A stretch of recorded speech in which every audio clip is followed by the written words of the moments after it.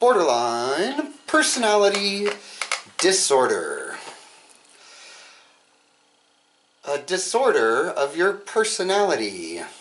Something will just pop into my head and I have to film, like, right then. Right that second, or it'll be gone. Lost forever. Forever and ever.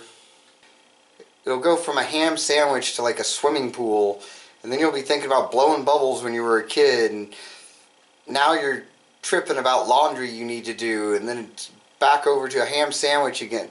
Just weird stuff like that. I have a drive to be number one, but I'm terrified of failure. I do believe this is a BPD trait. I think that we are, all of us with BPD, have that desire, that drive to be number one, and are so terrified of failing. Being number one would prove that we are good, that we are accepted, that we're worthy. You can't be number one unless you're number one. It's the best spot. So being number one can, for moments, give us a sense of self, a sense of identity, some pride.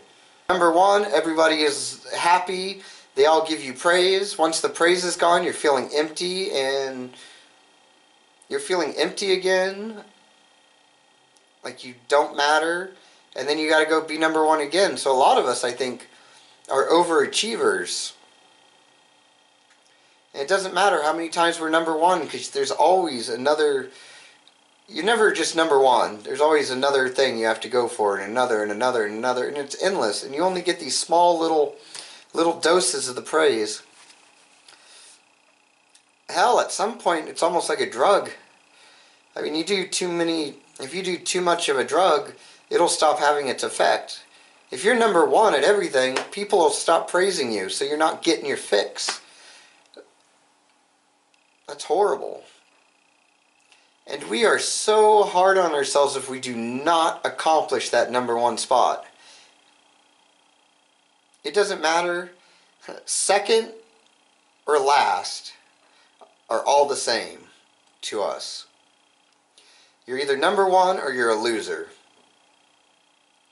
You're either successful or you're a failure. There is no middle ground. Second place, third place, who gives up? Nobody cares. People only remember who's number one. Being number two just means that I was almost good enough, but not quite. Screw that. We will beat ourselves down. We will think of every little mistake that we made that cost us that number one position.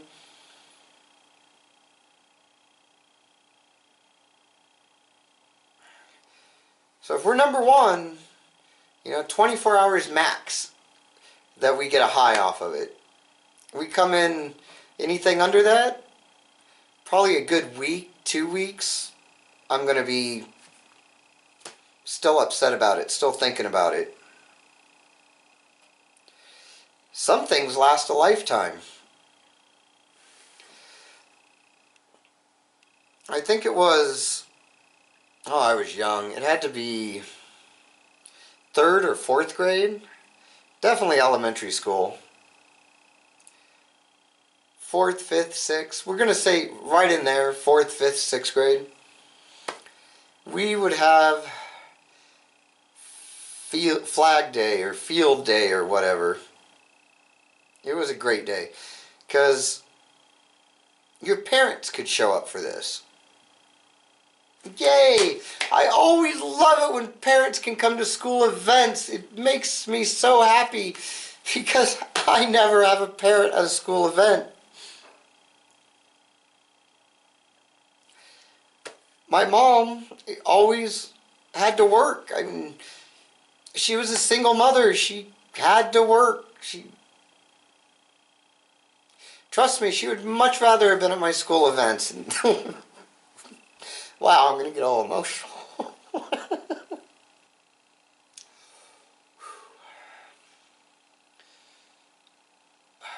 They told me stuff like that would happen in therapy. Apparently am the type that bottles my emotions. I've been doing so for many, many years. They told me the better I the better I get, the more emotional I'll become. Does that make any sense to anybody? It doesn't make sense to me.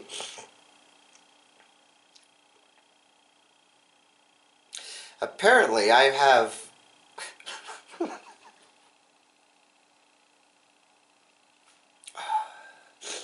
apparently I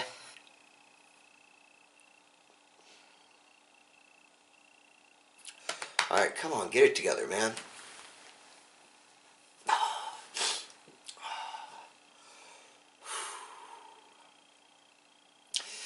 Apparently, I have all of this pain bottled up inside of me that I have not released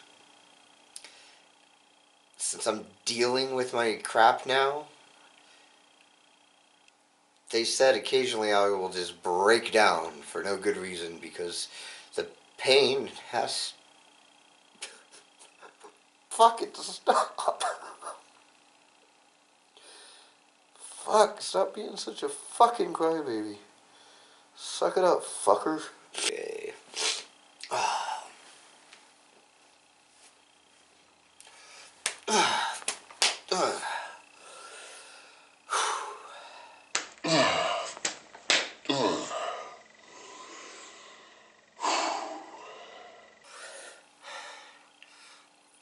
Fucking Flag Day.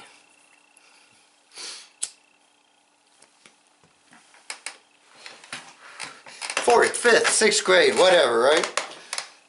So parents could come and participate with their children, and they had the, I don't know, the potato sack race where you both get in a potato bag and fall and look like fucking idiots, and some kind of thing where they tie your legs together or something. You have to run. There were just all these things to make you trip, and you got to work together, cooperation. Of course, most of the boys, their dad would come. Most of the girls had their mom would come. There were a few that both their parents showed up. And it always seemed that if parents couldn't show up, then, you know, they would have a brother or sister that would show up. So they always had somebody to... Because all of these things were designed for 2 people. All the events. Like, they didn't give a shit if you were an only child whose poor mother had to work. They didn't care. Now, there was a solution for that. This is a great one. This is a great, great solution. So if you happen to be the only kid there who did not have a parent that could show up, or brother, sister, cousin, or homeless man that lives down at the Jiffy Mart, you would get teamed up with a teacher.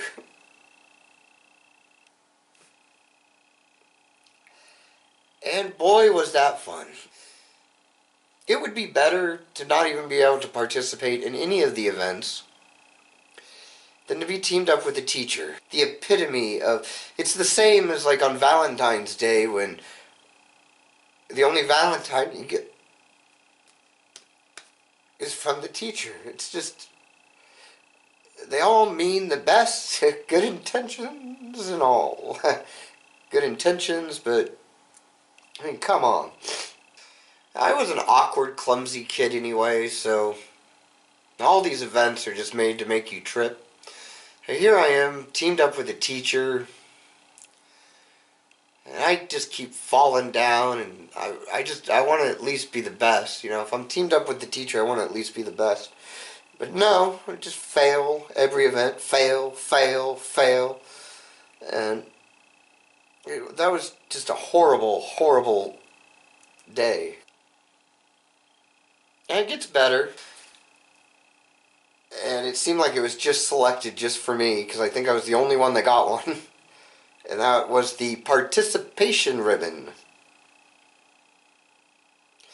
Well, I took participation ribbon to mean I translated participation ribbon to mean a pity ribbon. Just here, you know, everybody did better than you and you did nothing, but here, have a ribbon so you feel better, you fat, pathetic little fucker. And I didn't take it well. I didn't take it at all. I refused to take the ribbon. I told him that, you know, I'd rather just be a loser on my own than have to have a ribbon that tells me I'm a loser. Yeah, I freaked out. Teachers tried to convince me that it wasn't anything, that it was a good... I wouldn't take it. And I threw a big fit about it,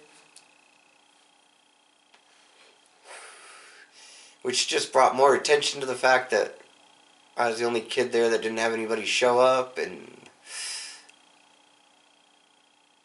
yeah, anyway, so failure sucks, and we have this drive to be first place. And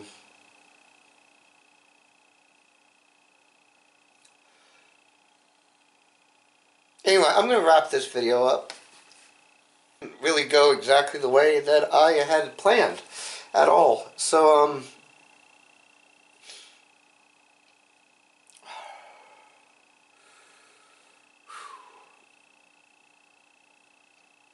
I know that I'm not the only one. I got a participation ribbon. Now, come on, all of you that got participation ribbons, let me know in the comments section below.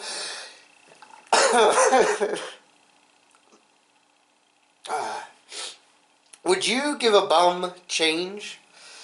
That bum is most likely going to go buy a ball-peen hammer. You could go check out my Patreon page, make a donation of $3 to $5 to $10 to even $20. And you know exactly where that money goes, to give this channel credibility, not for a ball-peen hammer. If you liked this video, hit that like button. Be sure to subscribe. We're going for 500, 1,000, then the world. Until next time, keep on keeping on.